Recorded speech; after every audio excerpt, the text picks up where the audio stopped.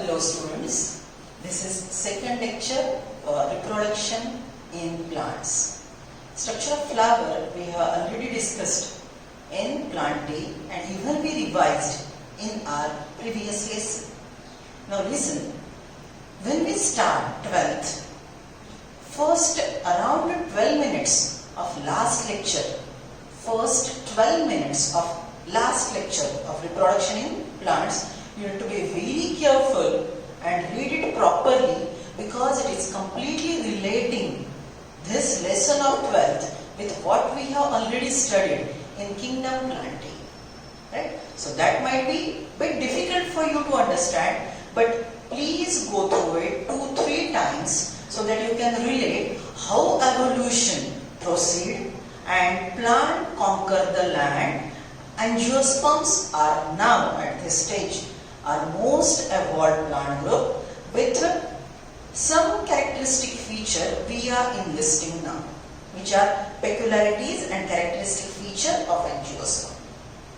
So what I said, I repeat, आपने पहले lecture reproduction in plant का जो पहला लेक्चर मैंने कल आपके लिए YouTube पे डाला था, उसके पहले 12 मिनट आप बहुत अच्छे से ध्यान देके सुनेंगे, राइट? 12 मिनट के बाद वो जो लेसन शुरू होता है वो एक्चुअल 12th का है, उसका पहले मैंने पूरा आपको इंट्रोडक्शन करके दिया है. Okay, so what we have discussed yesterday we are relating today with NCERT. So I am reading the book and again revising. One more request जो मैंने जूम कॉल पे भी आपको की थी. By the way Zoom call पे सब लोग थोड़ा सा ध्यान देना. Right? I was expecting around 90 students and hardly 45 students attended the call. So बेटा आपके ये वेकेशन, समर वेकेशन, समर की छुट्टियां नहीं चल रही है. आपने कॉल पे रहना ही है, आपने डाउट्स पूछने ही है. Okay? So let us start with NCERT. Today we are revising. सब लोगों को बोला है कि आप NCERT डाउनलोड कर लो. So we can use 2 devices at a time. अगर आपके पास previous year NCERT है तो बहुत अच्छी बात है, refer that. अगर आपके पास previous year NCERT नहीं है तो डाउनलोड करके आप लैपटॉप में बुक पढ़ सकते हो और कैमरा में मेरा लेक्चर सुन सकते हो, मोबाइल पे लेक्चर सुन सकते हो और vice versa. And if you are having Kindle, even you can store that book in Kindle. So सब लोगों को फिर से रिमाइंडर रिक्वेस्ट कि आपके पास 12th NCERT की हार्ड कॉपी नहीं होगी तो फिर भी आप सॉफ्ट कॉपी के साथ क्लास के साथ काम करेंगे. और एक रिक्वेस्ट जो मैं बोल रही हूँ आपको write down. I am dictating. मैं यहाँ पे प्रोजेक्टर पे नहीं बताऊंगी क्योंकि प्रोजेक्टर की बात ऐसी है ना, पढ़ लिया मैम कल देख लेंगे, कल लिख लेंगे, नहीं. वो आपको सुन के ही लिखना है. Means you need to understand, you need to write, and while writing your understanding improves. This is what I want. So I request all of you, आप जैसे क्लास में दोनों तीनों काम एट ए टाइम करते हो, सुनते हो, लिखते हो, देखते हो, मेरे पीछे रटते हो, मैं जो क्वेश्चन पूछ रही हूँ उसके आप आंसर देते हो, वो पूरा as if it is total visual classroom, right? Wherein we are not present actually in front of each other, but we are working just like a class. So I repeat, please आपका homework, आपका class work, आपका book, right, और सुनना, ये सब काम eight ए time करोगे. आपके साथ अब 12th की क्लासरूम होनी चाहिए. रीओपनिंग के बाद मैं आपके 12th के क्लासरूम का भी सबमिशन दूंगी. You know I go for checking your class work. Right, so let us start with reproduction in plant. मैंने आपको बोला था कि हम लोग दूसरा लेसन शुरू कर रहे हैं. पहला लेसन हमने इसके बाद करना है, right? So see, this is what is structure of flower and now I am on page number 19 of NCERT. First paragraph as usual is total relating use of flower in our day-to-day life. How they are very much important for religious purpose, for expressing our emotions. Right? They are one of the best beautiful part of our nature and all. ये पूरे पहले paragraph में पढ़ा लिखा है यहाँ पे. Right? So that is what. Are we not lucky that plant reproduce sexually? The myriads of flowers we enjoy gazing at, the scent, the perfume that we snow over. These rich colors attract us. Are all these an aid of sexual reproduction? These are all. Why flower are produced by the plant? Flower का definition ही हमने बार बार किया था. Flower is a modified shoot tip designed for sexual reproduction by angiosperms. See, look, all flowers plant show sexual reproduction, right? यहाँ पे मैं आपको बोलूँगी कि लिख लो angiosperm के main important points. Point number 1, angiosperms are flower bearing plants. Angiosperms are flower bearing plants. Point number 2, angiosperm produce seed enclosed in fruit. Angiosperms produce seed enclosed in fruit. In the bracket write down, seed is modified ovule. Seed is modified ovule. Fruit is ripened ovule. Fruit is ripened ovule. Bracket close. Angiosperms are having xylem with vessels. Angiosperms are having xylem with vessels. सब लोग लिख रहे हैं, please write down. And phloem with pseudotubes and companion cell. Phloem with pseudotubes and companion cell. Angiosperms show indirect pollination. Angiosperms show indirect pollination. Bracket में लिखेंगे आप, indirect pollination मतलब pollen received by stigma. देखो pollination का definition ये है, stamen total, stamen के anther ने पोलन ग्रेन बनाया, pollen transfer from anther to stigma, pollen transfer from anther to stigma, pollination, right. So pollen grain stigma receive करता है और पोलन ट्यूब अंदर जाके यहाँ पे फर्टिलाइजेशन करवाती है, right. So pollen received by stigma is indirect pollination. Pollen directly received by ovule, जो हमने जिम्नोस्पर्म में सीखा था. Pollen directly fall on ovule, direct pollination, right. So gymnosperm की प्रॉपर्टी है डायरेक्ट पॉलिनेशन, एंजियोस्पर्म की प्रॉपर्टी है indirect pollination. Then double fertilization, one of the most important property of angiosperm, double fertilization. Double fertilization का formula हम यहाँ पे refer करेंगे plant day में. One more thing, highly reduced male gametophyte with 3 cells. Highly reduced male gametophyte with 3 cells. Next point, highly reduced female gametophyte. Highly reduced female gametophyte oblique embryo sac. Highly reduced female gametophyte oblique embryo sac is 7-celled 8-nucleated structure. Is a 7-celled 8-nucleated structure. Most dominant plant group,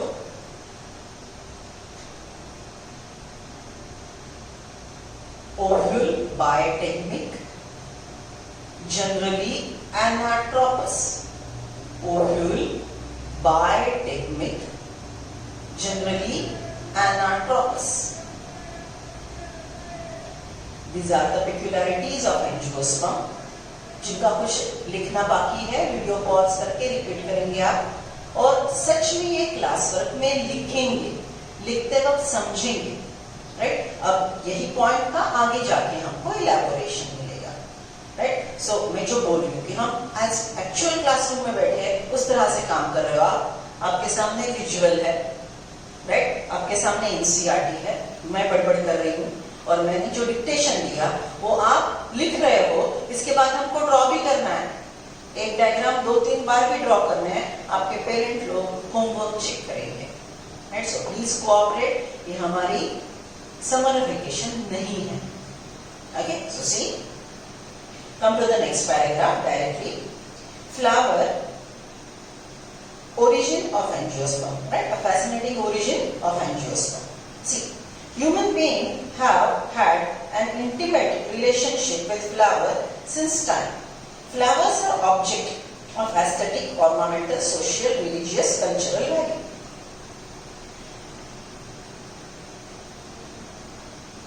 Okay, so many things are written.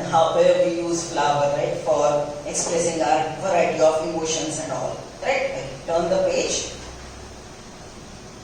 See now, find out the names of 5 more flowers that are used in social and cultural celebration in our family. चलो बोलो. Actually, हमने morphology of angiosperm में बहुत सारे angiosperm के plant देखे हैं. Right? Ornamental flower जो फ्लोरिकल्चर, आगे का क्वेश्चन ये है, what is floriculture? Cultivation of ornamentally useful flower is floriculture. Ornamentally useful plant is floriculture, जिसमें हम फ्लावर को मेनली ऑर्नामेंट बोल के बिजनेस स्ट्रक्चर स्ट्रेटेजी के अनुसार ग्रो करेंगे. ओके, तो फ्लावरिंग हम जो बुके लाते हैं बाजार से, वो कौन से प्रकार के फ्लावर होते हैं? ट्यूलिप होते हैं, tuberose, Nishigandha, right? Then it might be roses, isn't it? Right? Then there are different types of cycas के हम लीफ यूज करेंगे, फ्लावर्स नहीं यूज करेंगे. Roses, tuberoses, tulip, right, gerbera. Okay, याद आ रहा? These are all different types of flowers we use for ornamental purpose. वैसे बोले तो अभी आपको कम से कम 20-30 एंजियोस्पर्म प्लांट के बॉटनिकल नेम्स याद होने चाहिए. Solanum tuberosum, brinjal, solanum melongena, right? Then which are the different things? याद करो मॉर्फोलॉजी में. So there are many names of angiosperm.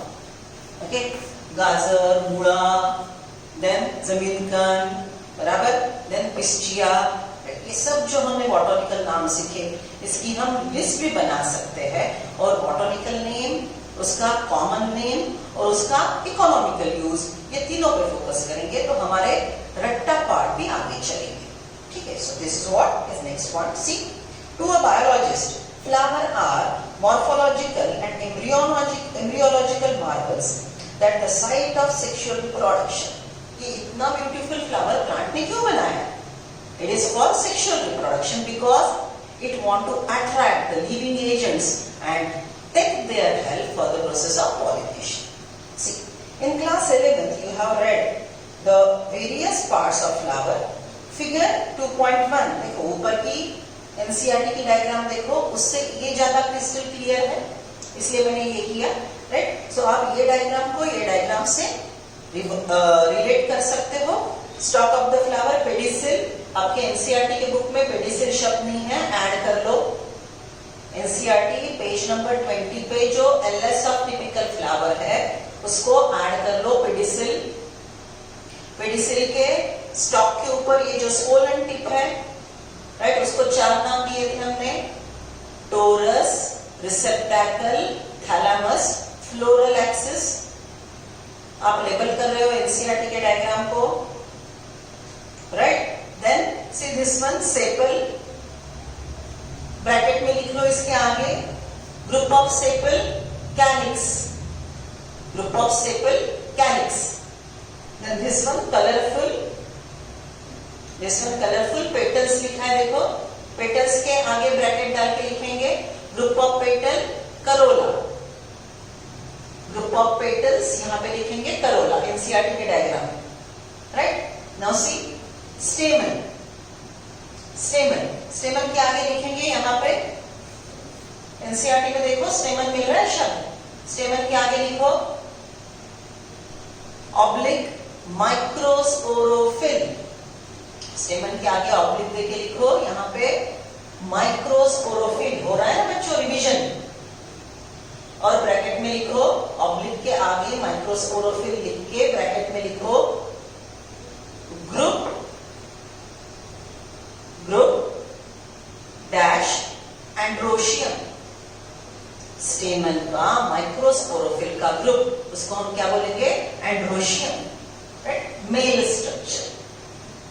Okay, stamen के ग्रुप को बोलेंगे एंड्रोशियम। अब उसके 3 पार्ट, एंथर, यहाँ पे ये डायग्राम में कनेक्टिव अच्छे से दिखाई नहीं दे रहा है, इस डायग्राम में देखेंगे।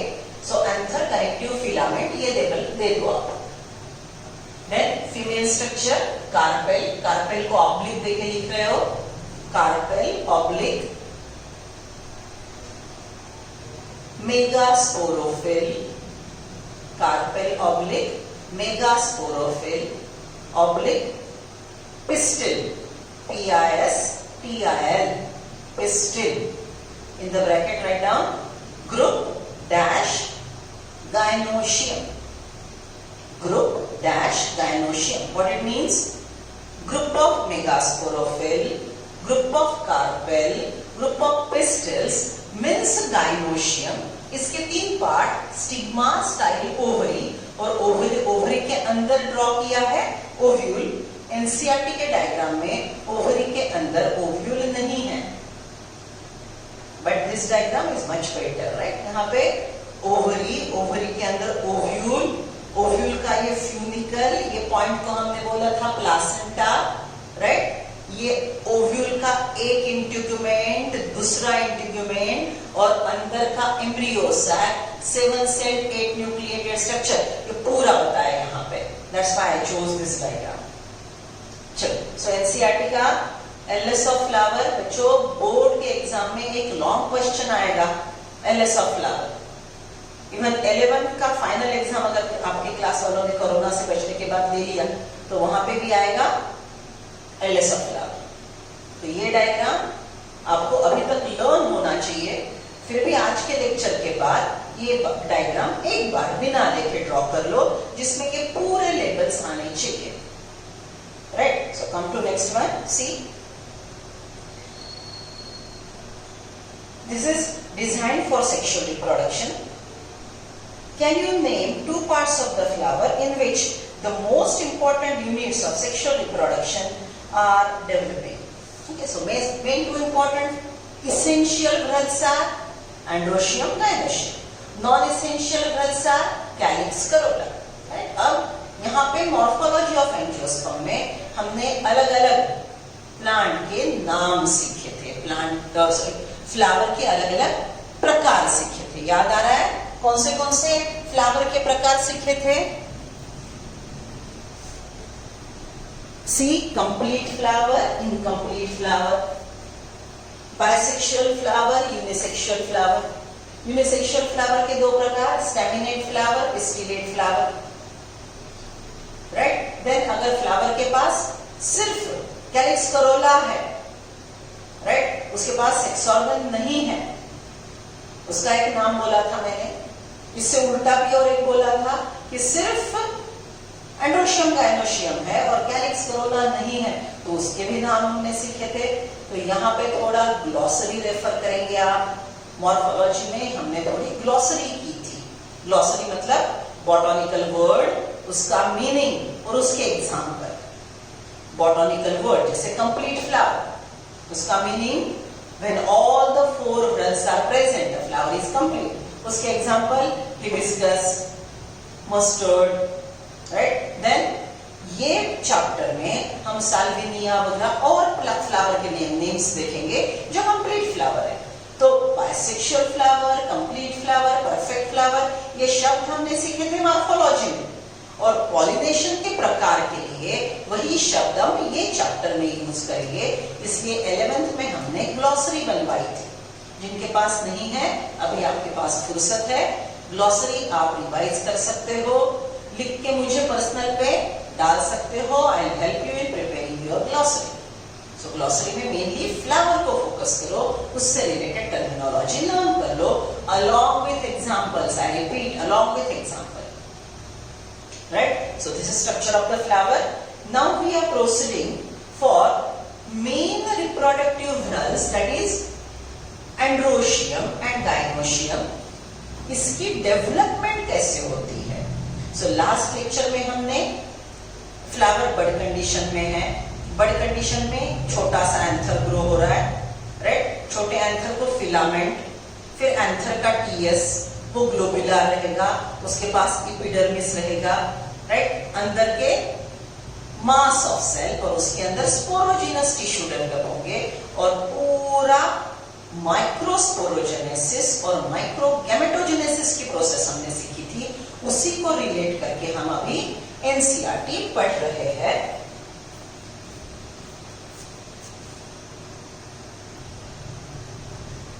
See, this is the diagram we have discussed in previous lecture regarding development of stem.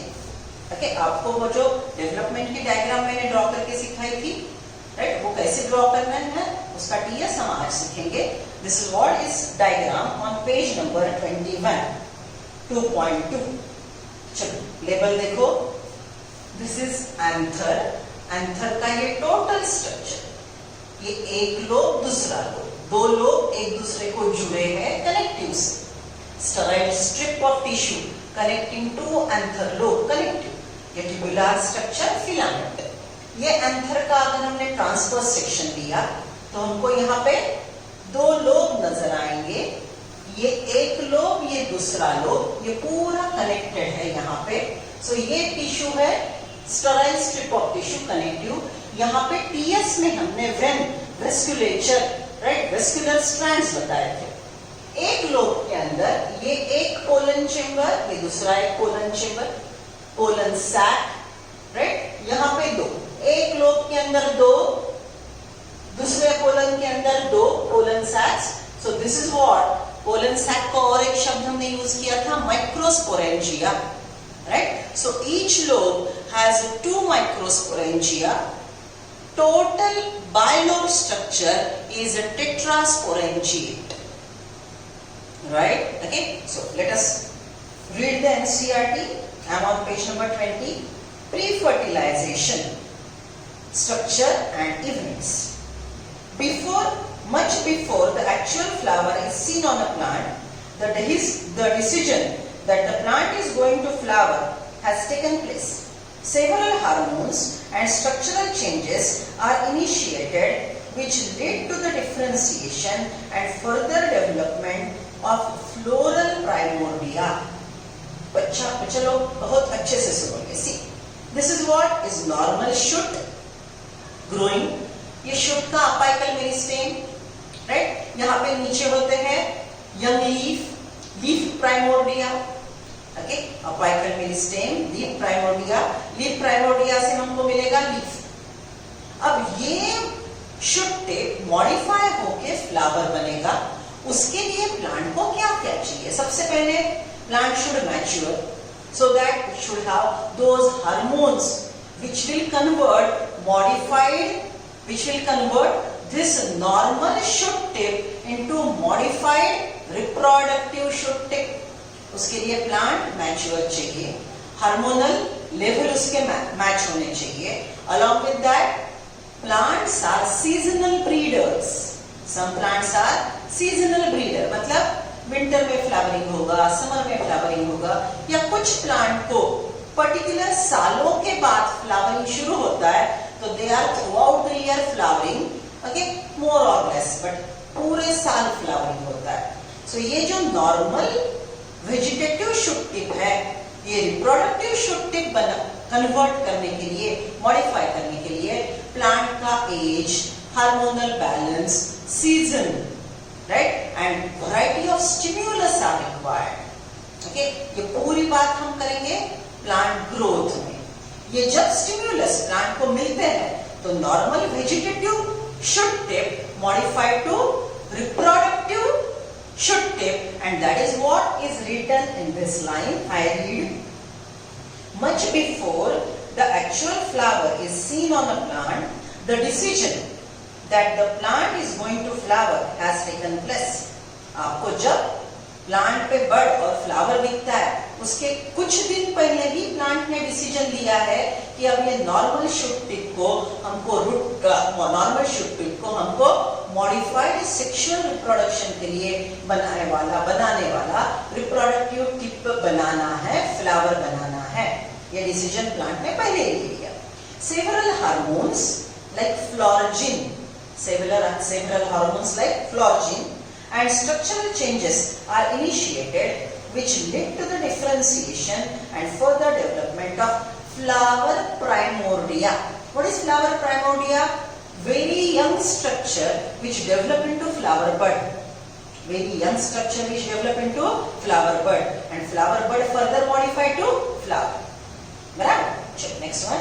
Inflorescence are formed which bear the floral buds. Okay, अब देखो, अगर ये shoot tip है और ये shoot tip से एक ही flower बना, then it is a simple flower. Right? अगर ये branch है, okay, so see, this is branch. Branch का एक फ्रेगमेंट, एक फ्लावर बना, दूसरा फ्रेगमेंट, दूसरा फ्लावर बना, तीसरा, and isn't it bunch of flowers now? So एक फ्लावर मतलब शूट टिप, दूसरा फ्लावर, दूसरा shoot tip, many shoot tip का aggregation, isn't it a stem and it branches? Okay, आपको मैंने 11th में मॉर्फोलॉजी में एक क्वेश्चन पूछा था. One flower is modified shoot tip of single shoot. Right? What is inflorescence? Inflorescence is a modified branch with many flowers. Aggregation of flower is inflorescence. Inflorescence के दो प्रकार हमने सीखे थे, racemose and cymose. I repeat, one flower is modified shoot tip. Inflorescence is modified branch. Okay, check. See, inflorescence are formed which bear the floral buds and then the flowers, group of flowers, cluster of flowers. In the flower, the male and female reproductive structures, the androecium, gynoecium, differentiate and develop. You would recollect the androecium consists of rel of stamen, अभी हमने label किया. Group of stamen, microsporophylls is androecium. The male reproductive organ.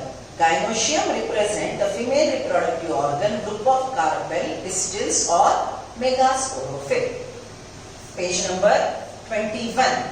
Stamen, microsporangia and pollen grain. Figure 2.2a shows two parts of a typical stamen, stalk called filament and a terminal, generally bilobed structure called anther. Angiosperm में generally anther bilobe होता है, कभी कभी वो एक lobe वाला हो सकता है. So it may be bilobe or it may be with single lobe. बराबर? अब देखो शब्द देखो, अगर बाइलोब है तो वो टेट्रास्पोरेंजिएट है, अगर वो सिंगल लोब वाला है तो वो बाइस्पोरेंजिएट है. बाइलोब है, दो एंथर लोब है तो 4 माइक्रोस्पोरेंजिया है. अगर एक ही होता लोब तो एक लोब और उसके पास 2 स्पोरेंजिया है, but generally angiosperm has bilobed anther. See, the proximal end of the filament is attached to thalamus. Proximal शब्द को अंडरलाइन करो. राइट? अभी जो हमने फ्लावर की डायग्राम सीखी थी, अभी जो हमने फ्लावर की डायग्राम देखी, फिर से बताती हूं. सीधेस मैंने इसके पहले भी बोला था, proximal and distal end.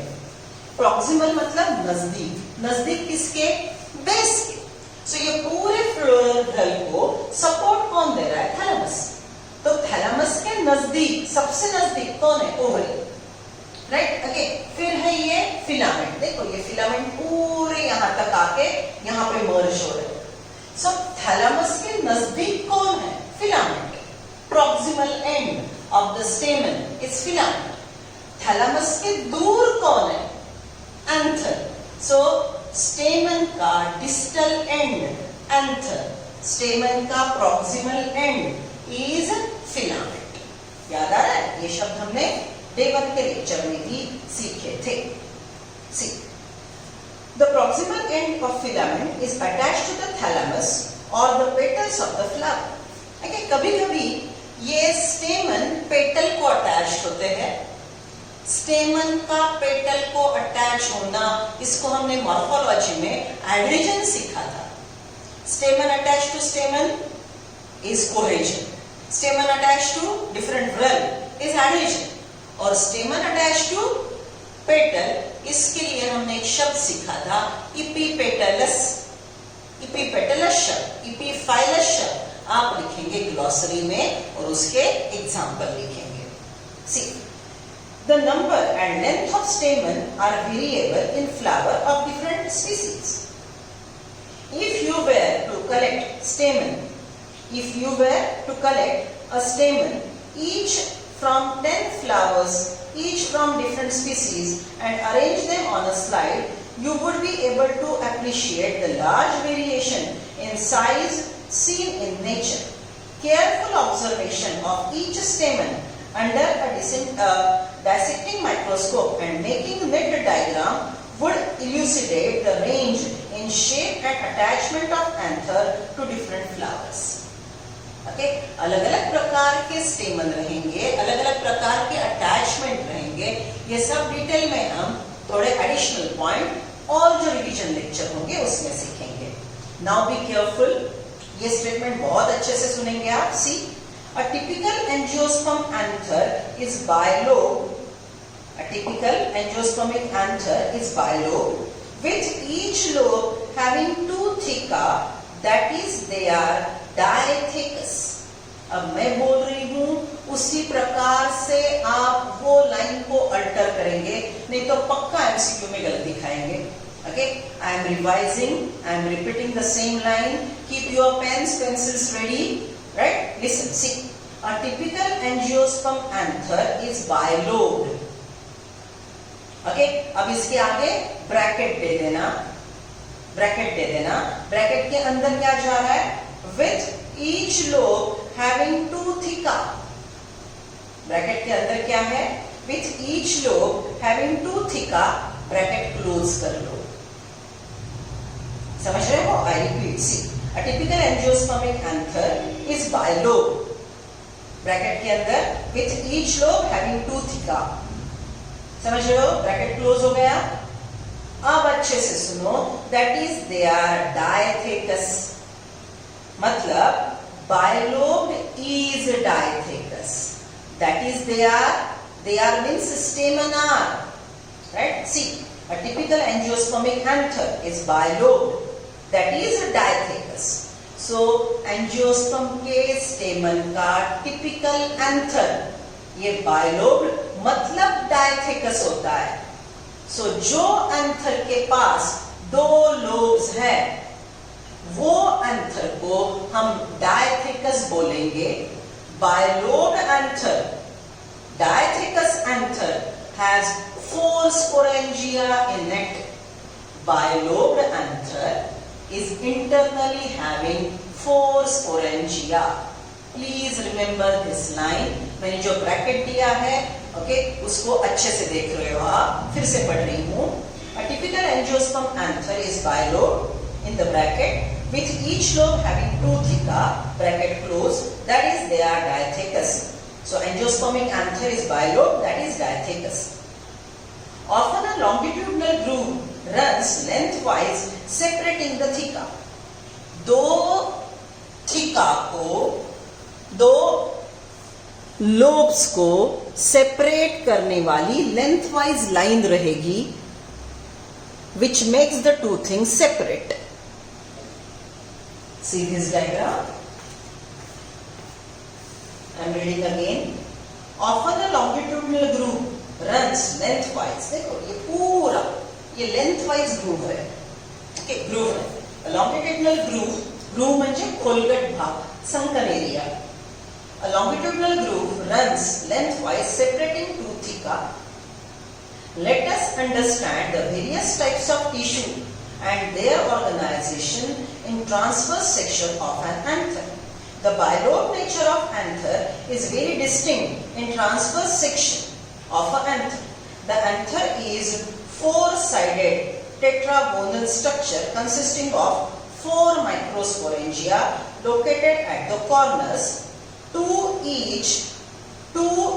each lobe. एक लोब में 2 माइक्रोस्पोरेंजिया, दूसरे लोब में दूसरा microsporangia. Right? See? The microsporangia develop further and become pollen sac. ये जब वेरी यंग कंडीशन में है तो इसको हम माइक्रोस्पोरेंजिया बोलेंगे.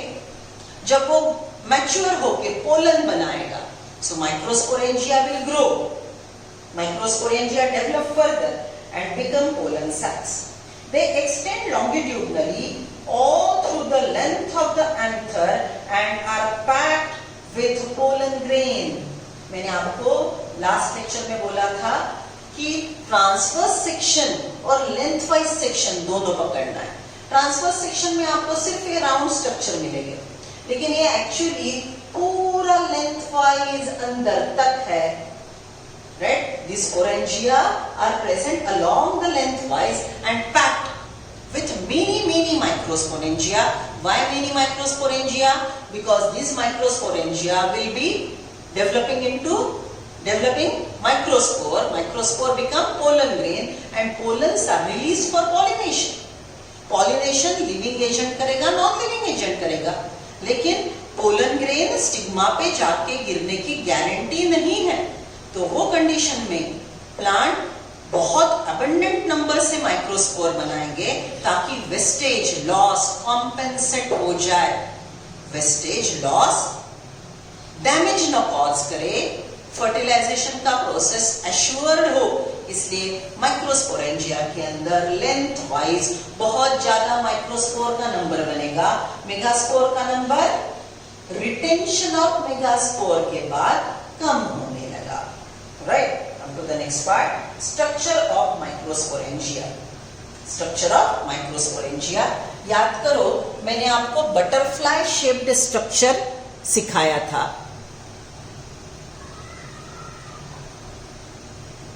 See this diagram. Come to the next page of NCERT. Diagram number 2.3. Can you relate the diagram? पहले diagram में ग्रोइंग एंथर का टीएस बताया है ए डायग्राम में. बी डायग्राम में वही जो पहला वाला डायग्राम है उसका मैग्नीफाइड सेक्शन बताया है. और सी डायग्राम में फुल्ली मैच्योर जिसके पास पोलन बन चुके और पोलन ग्रेन डेहिस एंथर को डेहिस करके बाहर निकल रहे हैं. बराबर. सो ये तीन डायग्राम सेम. ये वाला ए डायग्राम है ग्रोइंग एंथर. एनसीईआरटी वालों ने सिर्फ लाइन ड्रॉ की है, मैंने लाइन की जगह टोटल सेल का ग्रोथ आपको बताया. Right, so this is outer most epidermis. Epidermis के अंदर एंडोथेशियम, एंडोथेशियम के अंदर मिडल लेयर, ये येलो कलर का टैपेटम, और टैपेटम के अंदर pollen mother cells. I repeat, epidermis, endothecium, middle layer, tapetum के अंदर स्पोरोजिनस सेल को नरिश करेगा tapetum. राइट, तो sporogenous cell microspore mother cell पे कन्वर्ट होंगे. माइक्रोस्पोर मदर सेल का मियोसिस होगा और हमको मिलेंगे माइक्रोस्पोर का tetrad.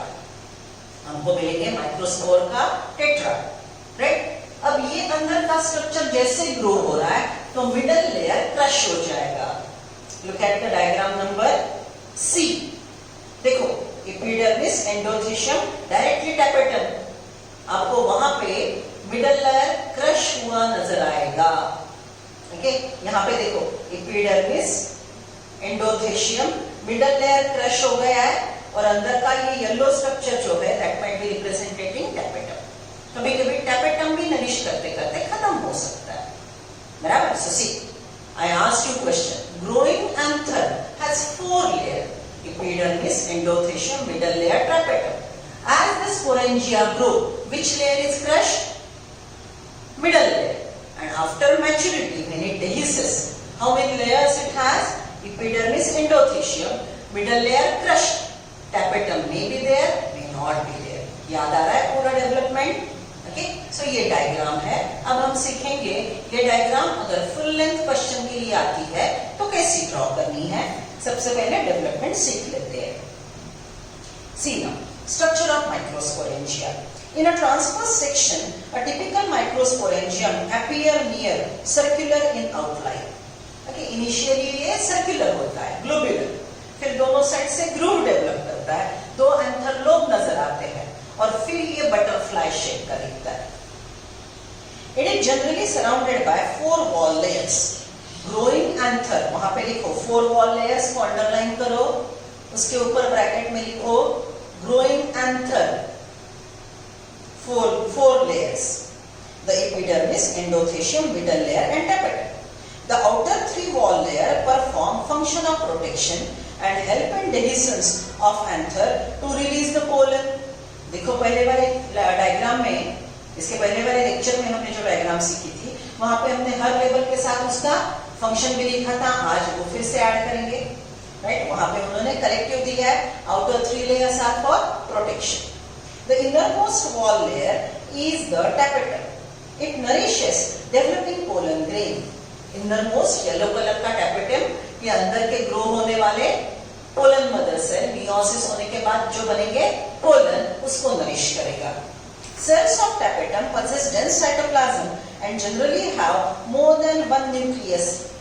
Can you think of how tapetal cell could become binucleate? एक सेल एक न्यूक्लियस, कैरियोकाइनेसिस हुआ 2 न्यूक्लियस। अगर साइटोकाइनेसिस हुआ तो हमको 2 सेल मिलेंगे, लेकिन सिर्फ कैरियोकाइनेसिस हुआ और साइटोकाइनेसिस नहीं हुआ तो हमको मिलेगा binucleate cell. So what is answer of this question? Tapetal cell perform mitosis just by karyokinesis, which is not followed by cytokinesis, and we get multinucleate tapetal cells. Right? 2n cell का mitosis हो रहा है, karyokinesis, तो 2n के 2 nuclei बने 4n. Isn't it becoming polyploid? So tapetal cells are polyploid. Last lecture में मैंने आपको फ्लो चार्ट बना के दिया था, वहां पे epidermis 2n, endothelium 2n, middle layer 2n, tapetum polyploid लिखा था, right? See, when the anther is young, a group of compactly arranged homogeneous cells called the sporogenous tissue. Right? चलो, इसके पहले के लेक्चर में मैंने आपको टोटल क्या क्या सिखाया था? What we have discussed? Total flow chart. हमने टोटल फ्लो चार्ट सीखा था। टोटल फ्लो चार्ट में हमने क्या लिखा था? First cell differentiated in very young anther is archisporium. First cell differentiated is archisporium. Archisporium की प्लॉइडी लिखी थी हमने 2n. आर्चिस्पोरियम का पेरिक्लिनल डिवीजन, एंटीक्लिनल डिवीजन हुआ तो आउटर वॉल लेयर्स और अंदर के मिले sporogenous cells which are inner, right? ये आउटर वॉल लेयर्स हमको 3 मिले, endothelium, middle layer and tapetum. कौन सा लेयर मैंने यहां पे नहीं लिखा?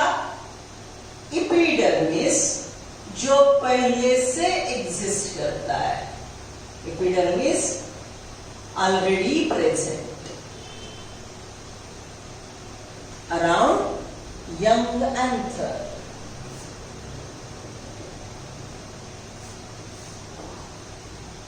याद आ रहा है? So see, epidermis already present, endothelium, middle layer, tapetum, इसको हमने आगे लिखा था crushed, right? And this is sporogenous cell. These sporogenous cell which are 2n will become pollen mothers. See, this is complete chart. We wrote up to sporogenous cell. Sporogenous cell divide mitotically to form pollen mother cells which are diploid. Okay? अब हमेशा की तरह हमारा colour code यहाँ पे जो भी मैंने ब्लैक पेन से लिखा है, all are sporophytic tissue. They are diploid. Only one exception, tapetum. Tapetum is polyploid. यहाँ पे हम टैपेटम को इसके पहले के फ्लो चार्ट पे भी हमने लिखा था, it is polyploid. All I wrote by black pen represents sporophytic tissue, generally diploid, exception tapetum. So inner sporogenous cell which divide by mitosis to form many pollen mother cell. अभी हमने बोला कि male gamete का number plant को बढ़ाना है क्योंकि pollination के टाइम माइक्रोस्पोर और उससे बनने वाले मेल गैमेट वेस्ट होने की शक्यता ज्यादा है. सो वो कॉम्पेन्सेट करने के लिए तो लॉस भरून काढण्यासाठी इथे आपण मेल गॅमेट्सचा मायक्रोस्पोरचा नंबर प्लांट वाढवायला बघतो. So pollen mother cell will divide by meiosis. Right, अगर एक पोलन मदर सेल है तो एक मियोसिस होगा, एक पोलन टेट्राड बनेगा. One pollen tetrad consist of 4 microspore. If here are 100 pollen mother cell, there will be 100 meiosis giving you 400 pollen, right? Group together 100 pollen tetrad. बराबर. सो यहाँ पे हमको अगर कैलकुलेशन का क्वेश्चन आता है तो आप लोगों ने क्या लिखना है, जो 11 के सेल डिवीजन चैप्टर में हम पहले भी लिख चुके हैं. Okay, write down this formula again. Cell division chapter पे मैंने आपको वहां पे लिख के दिया था, use this formula while studying reproduction in plant in 12th.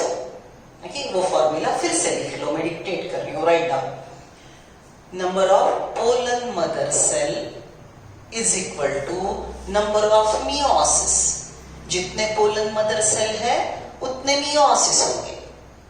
Number of pollen mother cell equal to number of meiosis. Formula number 1. Right, उसी को आगे लिख लो, is equal to number of pollen tetrad.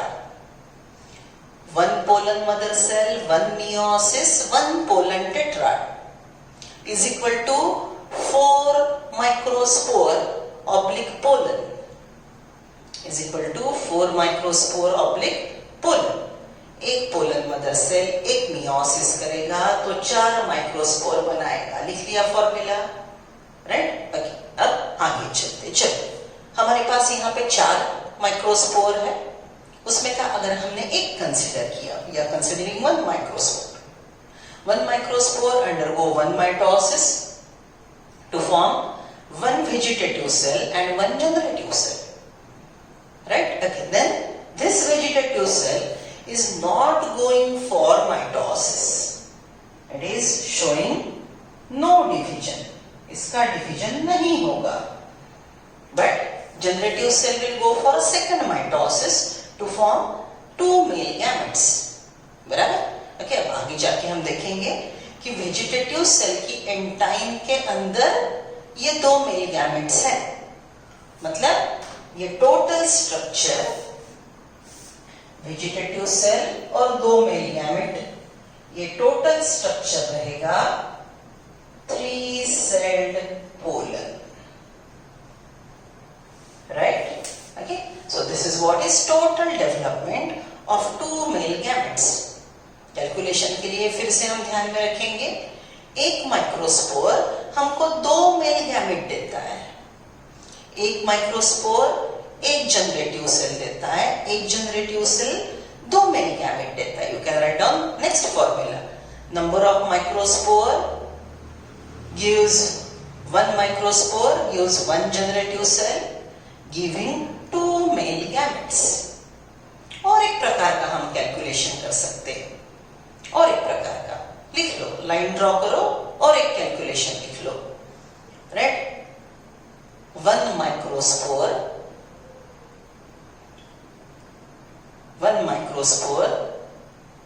gives 1 vegetative cell, 1 generative cell. 1 generative cell gives 2 male gametes.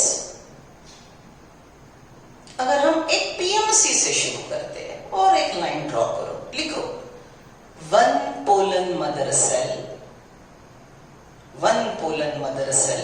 मैं भी लिखती हूं आपके साथ. चलो, हम बोलते हैं 1 pollen mother cell gives 1 pollen tetrad. 1 pollen tetrad gives you 4 microspore. बच्चों अलग से लिख रहे हो, वही फॉर्मूला आप अल्टर नहीं कर रहे हो. Follow the instruction. पहले का कैलकुलेशन हमने लिख लिया, अभी एडिशनल कैलकुलेशन लिख रहे हैं. 1 pollen mother cell gives you 1 pollen tetrad which means 4 microspore. 4 microspore का यहाँ पे होगा 4 माइटोसिस। 4 माइटोसिस के बाद हमको मिलेंगे 4 वेजिटेटिव सेल, 4 जनरेटिव सेल, और 4 जनरेटिव सेल से हमको 4 और 4 टोटल मिलेंगे 8 मेल गैमेट्स। चेक करो आपने क्या लिखा। 1 pollen mother cell undergoes 1 meiosis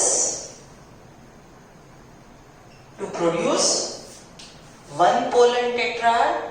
It means 4 microspore which undergo 4 mitosis to produce 4 vegetative cell, 4 generative cell.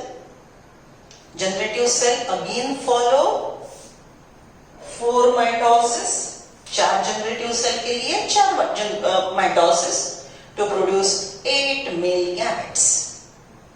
समझ लो MCQ ऐसे आया। For the formation of 8 male gametes, how many PMC are required? For the formation of 8 male gametes, चलो उल्टा चलते हैं। 8 male gametes है, उसके half 4 generative cell. 4 generative cell के लिए 4 माइक्रोस्पोर लगेंगे, 4 माइक्रोस्पोर के लिए 1 पोलन लगेगा। सो अगर आपको क्वेश्चन पूछा for the formation of 8 male gametes how many PMC are required, your answer is 1। Question ऐसे पूछा for the formation of 8 male gametes how many meiosis and mitosis आकर, राइट? तो चलो कैलकुलेट करो। Number of meiosis will be 1 and number of mitosis will be 4 plus 4 8, बराबर। Okay, सो हमको हमेशा calculation एक के लिए ध्यान में रखना है।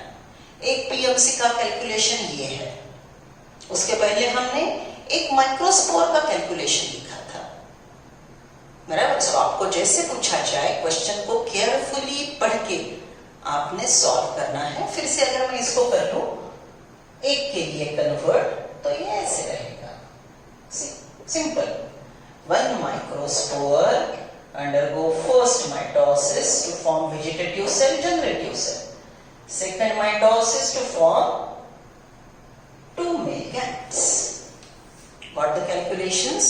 Right? So this is what is total development of male gametophyte.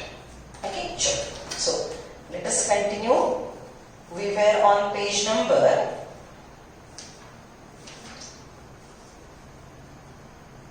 21, right? So structure of microsporangium. In transverse section, a typical microsporangium appear near circular in outline. It is generally surrounded by 4 wall layers: epidermis, endothecium, middle layer, tapetum. Already existing epidermis, endothecium, middle layer, tapetum. How many layers develop from archesporium? Endothecium, middle layer, tapetum. Which layer doesn't develop from archesporium? Epidermis. This word archesporium is the first cell differentiated in the growing anther. ये बस एक शब्द मैंने additional आपको सिखाया। The outer 3 wall layers perform the function of protection and help in dehiscence of anther. Epidermis is for protection, endothecium is for dehiscence, middle layer is crushed, so act as nutritive tissue. Tapetum is providing nutrition for developing microspore mother cell PMC as well as developing pollen. The innermost wall layer is tapetum. It nourishes developing pollen grain. Cells of the tapetum possesses dense cytoplasm and generally have more than 1 nucleus. Can you think of how tapetal cell could become binucleate? By repeated mitosis which involve karyokinesis not followed by cytokinesis. When the anther is young, a group of compactly arranged homogeneous cells called sporogenous tissue occupies the center of each microsporangium. हमने position देख लिया। Total बाइलोड structure में 4 sporangia, right, जो ऐसे total रो में develop होंगे। Microsporogenesis, development of microspore from PMC. Microsporogenesis, as anther develop, the cells of sporogenous tissue undergo meiotic division to form microspore tetrad. what would be ploidy of cell of a tetrad? Tetrad के एक cell की ploidy haploid, tetrad की ploidy haploid. Please note, ploidy is always of one cell. Microspore tetrad, pollen tetrad is group of 4 cell. लेकिन जब question पूछा जाएगा ploidy पे तो हमेशा एक ही सेल की कंसीडर की जाएगी. So ploidy of pollen tetrad is haploid. Ploidy of one cell of tetrad is again haploid. Come to next page, page number 22. As each cell of sporogenous tissue is capable of giving rise to microspore tetrad, each one is a potential pollen or microspore mother cell. Sporogenous tissue become potential pollen mother cell. The process of formation of microspore from pollen mother cell PMC through meiosis is called microsporogenesis. Look at this bracket I made. देखो ये green colour का pen. Pollen mother cell से microspore बनने की process, इसको हम क्या बोलेंगे? माइक्रोस्पोरोजेनेसिस. और एक पॉइंट नोट करेंगे हम, in plant meiosis occur for spore formation. Maybe microspore, maybe megaspore, or maybe simple spore if the plant is homosporous. So कौन सी बॉटम लाइन ध्यान में रखेंगे हम? स्टार पॉइंट प्लांट डी में भी लिखा था, यहाँ पे भी रिवाइज करेंगे. In plants meiosis occur for sporogenesis. Maybe microsporogenesis, maybe megasporogenesis. In animals, ये अगर गैमेट का मदर सेल है तो डायरेक्टली गैमेट मिलते हैं. एनिमल में स्पोर और गैमेटोफाइट ये प्रकार एग्जिस्ट नहीं करता. So in animal meiosis occur for gametogenesis. Right? चलो next one. The microspore as they are formed are arranged in a cluster of 4. The microspore tetrad. As the anther mature and dehydrate, the microspores dissociate from each other. जैसे ही dehydration होगा तो ये 4 का जो group है, ये 4 का group ये छूट जाएगा. राइट? अगर अब हम माइक्रोस्पोर की डायग्राम उतारते हैं, right, so if we are drawing that diagram, then the structure will be like this. आप मेरे साथ ड्रॉ कर रहे हो. माइक्रोस्पोर के ग्रुप को हम बोलेंगे 4 माइक्रोस्पोर टेट्राड. एनसीईआरटी पे पेज नंबर 23 पे डायग्राम है, 2.5 डायग्राम. देख लो पहला पोलन टेट्राड. राइट? यहाँ पे 4 सेल उन्होंने बताया है. पोलन टेट्राड के 4 सेल बताया है. ये कॉमन वॉल में यहाँ पे इन्होंने ऐसे 4 सेल बताया है. लेकिन एक्चुअल अगर इसका डायग्राम बताना है तो इसको बोलते हैं tetrahedral tetrad. This is tetrahedral tetrad. ये डायग्राम एक्चुअली ऐसा होगा. ये कॉमन वॉल, उसके अंदर ये ग्रुप ऑफ 4 और ये इस प्रकार से अरेंज रहेंगे. ये 1, ये 2, ये 3 और ये वाला चौथा. ये रहेगा यहाँ पे 4th वन. एनसीईआरटी वालों ने सिंपल डायग्राम ड्रॉ किया है, लेकिन ये शब्द आपने ध्यान में रखना है. Generally in angiosperm tetrad show tetrahedral symmetry. बराबर? सो ये tetrahedral tetrad, this is tetrad, ये डायग्राम. अब टेट्राड में का अगर हम एक माइक्रोस्पोर देखते हैं, this one, so how it will be? It will be it's exine. हमने 3 जगह इसको इरेज किया था. Right? and it will be its entine. Area where exine is absent is germ pore. Right? इसको हमने बोला था सिंगल सेल माइक्रोस्पोर. इसको लेवल लिखो. This one exine, green one एंटाइन. Last lecture में सिखाया था बेटा. Right? This is exine, this one एंटाइन. ये पॉइंट को बोलेंगे germ pore. राइट? एंड ये माइक्रोस्पोर है. ये माइक्रोस्पोर कैसा है? This microspore is unicellular haploid with 2 layers, exine and end-type. बराबर, ये एक डायग्राम हो गई। अब इसका माइटोसिस होगा, ये वाला माइटोसिस, तो ये डेवलप होगा। सेम डायग्राम हमें ड्रॉ करनी है, जम्पोर वाली। सी दिस इज जम्पोर, राइट। अब इसके अंदर एक माइटोसिस हो गया, तो हमको लेंस शेप्ड ये छोटा वाला जनरेटिव सेल मिलेगा और ये बड़ा वाला वेजिटेटिव सेल मिलेगा। ये छोटा वाला जनरेटिव सेल रहेगा। फ्लो चार्ट के साथ साथ हम एनसीईआरटी की डायग्राम भी देख रहे हैं। Look at the first diagram. A polar tetrad, unicellular uninucleate haploid with exine and end-type, right? Vacuole nucleus. Then यहाँ पे asymmetric spindle ये लेबल है, मतलब मेटाफिजिक प्लेट एकदम सेंट्रल साइड में नहीं आएगी, थोड़ी पेरिफेरल, क्योंकि ऊपर वैक्यूल है। और हमको मिलेगा 2 cell pollen, larger with vegetative cell, smaller with generative cell. याद है मैंने पूरा मेल गैमेटोफाइट का डायग्राम आपको बताया था, डेवलपमेंटल स्टेजेस वाला, बराबर। So this 2 cell pollen will go for pollination. This will go for pollination. It will received by stigma and it will grow. ये यहाँ पे फिर जर्मिनेट होगा और पूरा कंटेंट पोलन ट्यूब में पोर हो जाएगा। जब ये पोलन पॉलिनेशन के बाद स्टिग्मा पे जर्मिनेट होगा तो पूरा यहाँ पे पोर किया जाएगा। पहले कौन जाएगा?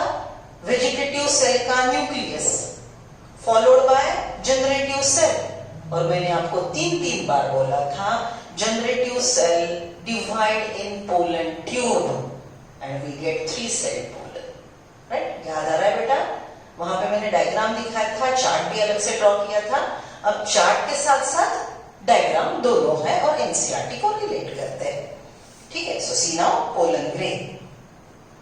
The pollen grain represent the male gametophyte.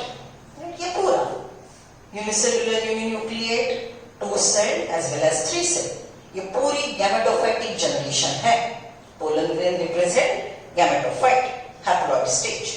If you touch the open anther of hibiscus or any other flower, you would find deposition of yellowish powdery pollen grain on your fingers. बचपन से खेलते हो, flower को हाथ लगाते हो, yellow pollen grain आपके finger tips पे आ जाते हैं। Sprinkle this pollen grain on a drop of water taken on a glass side and observe under microscope. Look at the diagram 2.4. Scanning electron micrograph of few pollen grains. देखो pollen grain के exine पे कितने प्रकार के designs. These are called sculptures. They are peculiar and even classification can be done on the basis of structure of pollen grain. One more thing, pollen grain का ये जो exine है, it is made up of sporopollenin which is highly non-biodegradable. Okay, so pollen का protection ये exine करेगा, जिसपे pathogen microbes का attack नहीं रहेगा, ये डिग्रेडेशन से खुद को बचाएगा, राइट? सी देख लिया अलग अलग diagram. Some are spiny, some are rough, some are having irregular shape, some are oval, some are elliptical, some are bigger, some are very tiny, some are even like branch structure. याद करो gymnosperm के Pinus का pollen wing वाला है, सिडको पे wing है। Dispersal के लिए ये मैकेनिज्म मदद करेंगे। Pollen grain are generally spherical, measured about underline 25 to 500 micrometer in diameter.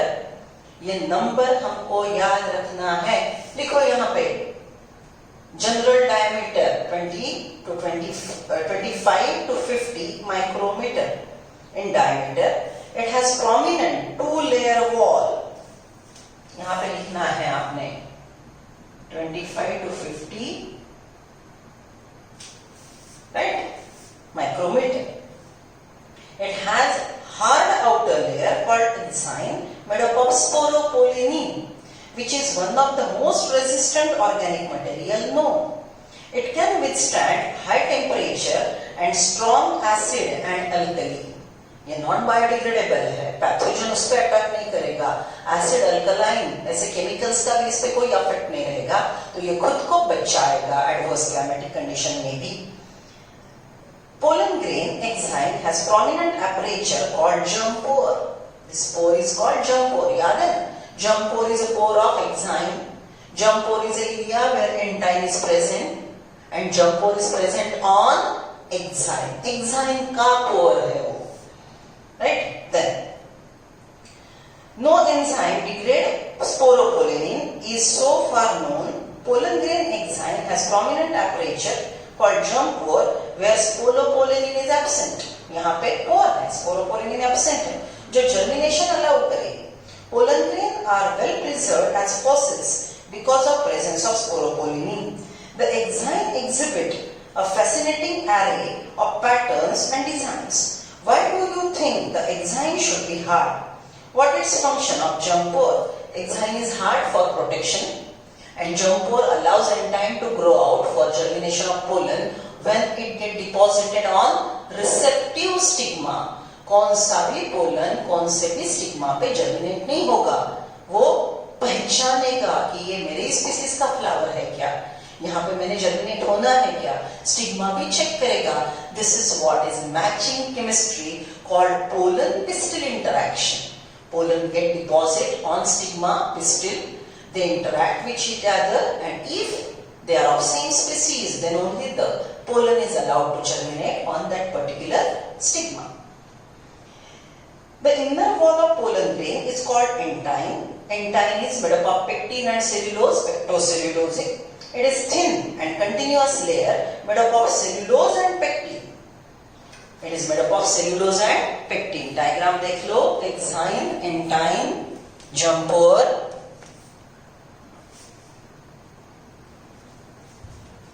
Enzyme made up of sporopollenin, entyme made up of pectin and cellulose. It is thin and continuous layer made up of cellulose and pectin.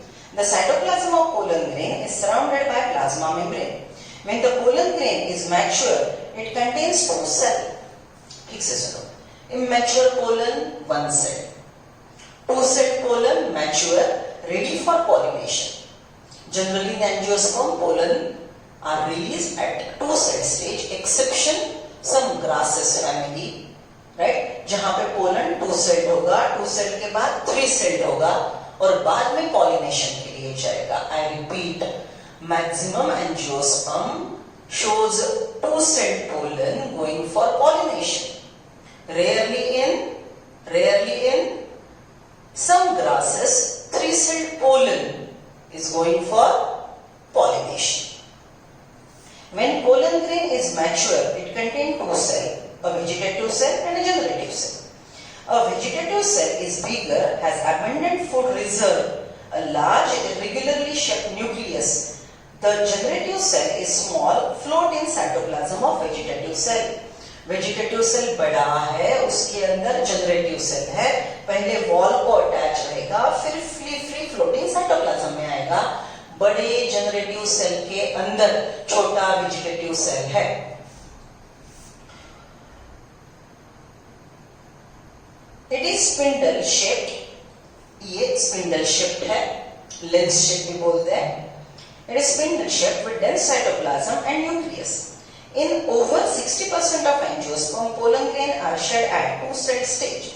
In the remaining species, the generative cell divides mitotically to give rise to two male gametes before pollen grain are shed three-celled. कुछ angiosperm में, grasses में three-celled stage पे pollen pollination करेगा. Pollen grain of many species causes several allergies and bronchial afflictions in some people, often leading to chronic respiratory disorder, asthma, bronchitis, etc. It may be mentioned that Parthenium, Gazargavat, Congress grass, or carrot grass that come into India as a contaminant with imported wheat has become ubiquitous in occurrence and cause pollen allergy. Right? अभी हम गाजर गवत, ये weed जो है Congress grass, उसका फैलना हम रोक सके, हमने एक बायोपेस्टिसाइड भी बनाया, बायो हर्बिसाइड बनाया जो इसको मारेगा, और अलग अलग मेथड NaCl का स्प्रे करके मैकेनिकली उसको प्लग करके हमने गाजर गवत का स्प्रेड रोका।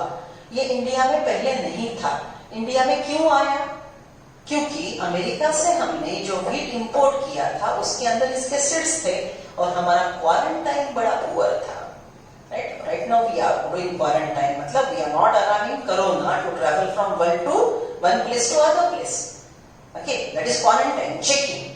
So अमेरिका से ये सीड गलती से हमारे पास आ गया और इंडिया में बहुत स्प्रेड हो गया। जब इसके फ्लावर्स आते थे तो बहुत लोगों को इसके पोलन ग्रेन एलर्जीज क्रिएट करते थे।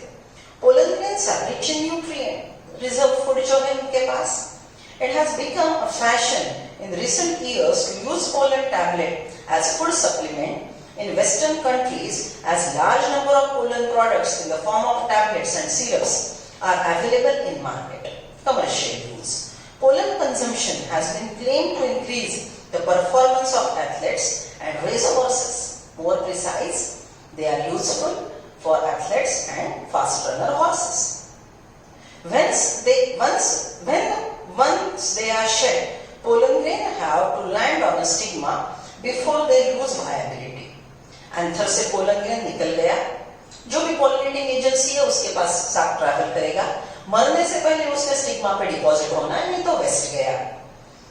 How long do you think the pollen grain retain viability? कितने दिन ये जिंदा रहेगा? The period for which pollen grain remain viable is highly variable and to some extent depend on prevailing temperature and humidity. कौन सा species का plant है, कौन से क्लाइमेटिक कंडीशन में ग्रो होता है, क्या टेम्परेचर को एक्सपोज होता है, वो कंडीशन में एयर की ह्यूमिडिटी क्या है, these are the factors which are regulating the viability period of the pollen grain. In some cereals such as rice, wheat, pollen grain lose viability within 30 minutes of their release, and in some members of Rosaceae, Leguminaceae, Solanaceae. ये family के name Solanaceae, Leguminaceae 11th में हो चुके, Rosaceae ध्यान में रख सकते हो। Rosaceae, Leguminaceae, Solanaceae, they maintain viability for months. You have heard of storing semen, sperm of any animal including human for artificial insemination. It is possible to store pollen grain of large number of species for years in liquid nitrogen. Cryopreservation का process -196 degrees. Such stored pollen can be used as pollen banks similar to seed banks in crop breeding programs. Right? So हम ये pollen को preserve करके रख सकते हैं. So here we completed process of microsporogenesis and megasporogenesis.